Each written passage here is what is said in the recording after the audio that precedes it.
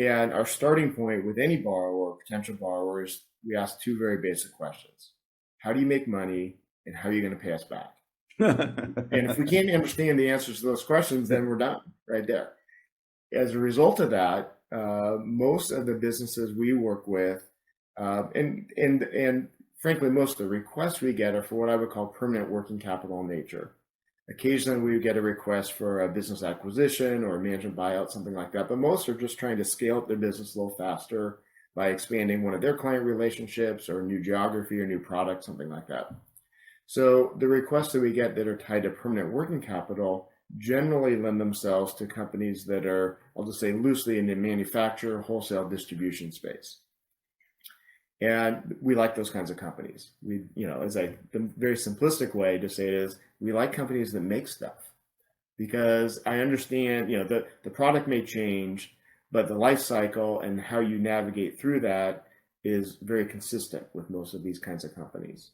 And so that's our starting point. And if we can understand the answer to, how they make money and how they're going to pay us back, we're definitely interested.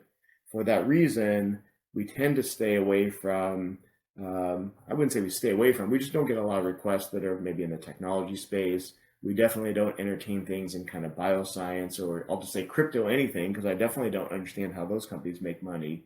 And so we keep it really simple. So that's kind of our starting point with a potential borrower. And then, through our financial analysis, a couple of the key metrics we look at right out of the gate would be cash flow leverage. So we want our companies generally to have no more than 3 times senior debt to EBITDA, and ideally no more than 4 times total debt to EBITDA. Hence why we come in and do like maybe one more turn of EBITDA is the space that we fill. And those are kind of the key things we look at financially, as well as their track record and likelihood of future ability to repay debt. And then, beyond that, our underwriting is kind of that secret sauce I mentioned before, where it's more in-person interaction.